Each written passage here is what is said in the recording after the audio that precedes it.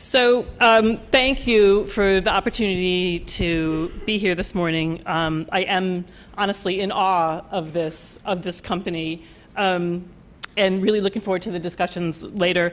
NPR recently did a story about how women could project authority, and their chief piece of coaching advice seemed to be to speak more slowly. But it is the morning after Election Day, and I have had 3 cups of coffee, and I think we're just going to pitch that rule right now. So, and again, to be clear, I am not coming to you from the land of academic rigor. I am coming from the state level of policy and process and politics, honestly. And that's to say that there's a lot of exciting things going on, but it is messy as all get out. If you were, and I know everyone's from all over the place here, if you were to find yourself in Maryland, a few things you need to know about us. We are a state of about 5.8 million people. We've got 1.3 million kids, about 857,000 of them in our K through 12 public education system. Fully 43% of those kids are eligible for free and reduced price meals. A lot of our identity comes from our geography, and we've got everything from mountains to coastline, rural, urban. We have 2 big metropolitan areas that kind of dominate in Baltimore and our counties outside of Washington, D.C. We're very rich demographically, about 55% white, 29% African American, 8% Asian, 8% of our Latino and Hispanic American population, and about 5% Asian. Anybody working in human services or educational policy, or anybody trying to get their big idea put forward, very quickly runs into the fact that there's very strong county government system in Maryland. We have 23 counties plus the city of Baltimore. So everything that you do, you need to automatically, multiply by 24, divide by 24, figure out what that landscape looks like. We have some very deep cultural divides. Chief among them, are you a Redskins fan, a Steelers fan, or a Ravens fan? And we have a similarly rich kind of economic picture in Maryland.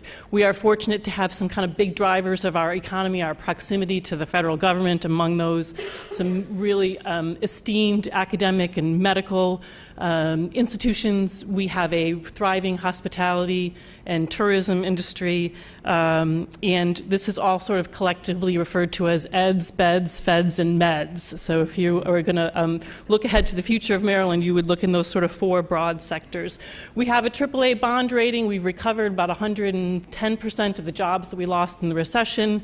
All good news, but this masks what is, I would say also highest median income, but this masks, no surprise, a situation which underneath really has very persistent pockets of poverty and challenges for a lot of our families, and this really has an impact on our outcomes for kids. Like most states, we have some typical governance structures when it comes to child welfare, and by child welfare I mean that sort of broadly, but we do have one kind of distinguishing feature, and that is the Children's Cabinet in Maryland, and you can see our kind of member agencies here. This is a literal and figurative place for coordination. I would call us the sort of champions and cheerleaders of preventive community-based services for kids, and historically we have focused on our really highest need kids who are at risk of involvement in the system or in multiple systems, and not surprisingly again are those children and families who also cost the state the most money.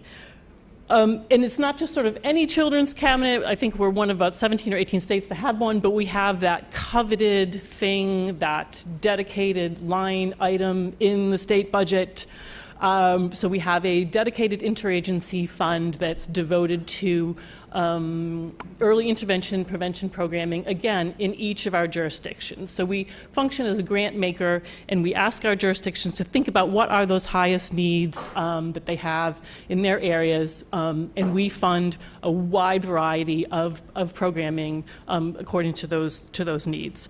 We have two big data structures, I would say, that would be of interest to this audience. One is our long-standing results and indicators, and another is our state stat process. So I'm going to talk to you a little bit about each of those. This is, for many years, what has guided the Children's Cabinet programming. It uses, or we have sort of insisted for many years on results accountability framework, work of Mark Friedman. Anybody familiar with Mark? He's a Maryland homegrown talent after Old Bay and crabs, one of our best exports. And this approach really focuses on, planning, decision making, and budgeting all around whatever your desired results or outcomes are. I would say pretty basic stuff, but not always. But the beauty of it is that results accountability as a planning framework is pretty simple, pretty accessible, and we could train you up on it in an afternoon and feel like you'd have sort of the basic principles. You can see that very early on in our sort of visioning, we want very broadly to have all kids in Maryland be successful. And we decided what that meant was babies born healthy, kids ready for school, kids succeeding in school, completing school, transitioning from school, stability, and sort of community safety issues. And we selected 25 indicators under those that had a lot of high proxy value. And we have, for the past 14 years, followed that data. And probably more important than the data, we've also asked the question, what is actually driving these results? What are your local factors that are causing your, your trend to be going in a good direction or a bad direction? And this has been a very public-facing document. So over time, it has been a way for us to communicate sort of that kids are our priority, that here's how we're aligning our grant making, and here's the shared goals. It was really sort of a game changer when it was introduced 14 years ago. It does have some limitations, I would say now, and this is produced on an annual basis. It's not a real powerful tool for day-to-day management. It shouldn't be also mistaken for something that's truly comprehensive, because it really isn't. But I would say even with those limitations, it's proved to be valuable over time. And then besides this kind of long-running framework, for the past 8 years, corresponding with the O'Malley administration, we have been guided by a very broad statewide process called state stat. And very candidly, this was, its origins were the New York City crime stat process that was sort of appropriated when Governor O'Malley was mayor of Baltimore, and has sort of morphed and adapted to be the big data and accountability system for the state.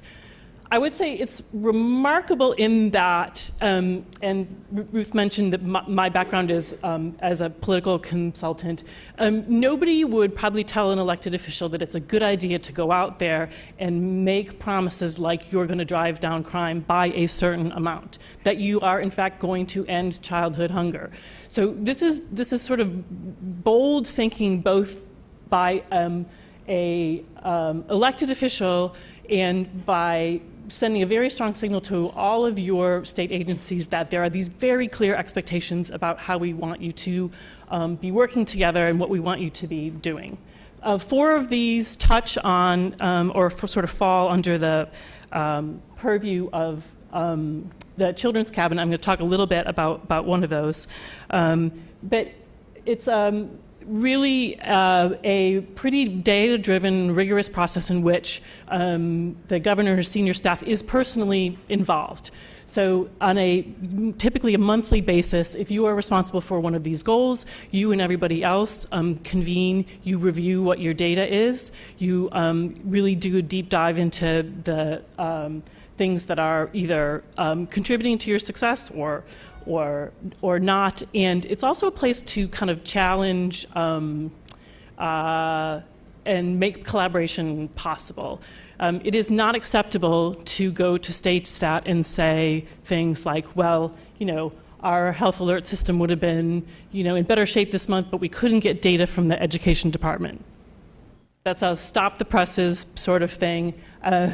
So it really has, over time, brought about, I would say, a degree of transparency and cooperation that's pretty unprecedented in state government. These are the 4 goals for which my office in the Children's Cabinet has some sort of role in. I would just point out that 2 of them, the original goals, were actually reached in the last couple of years and then were reset. So our one for violence and our one for infant mortality, education and childhood hunger, we're still working on.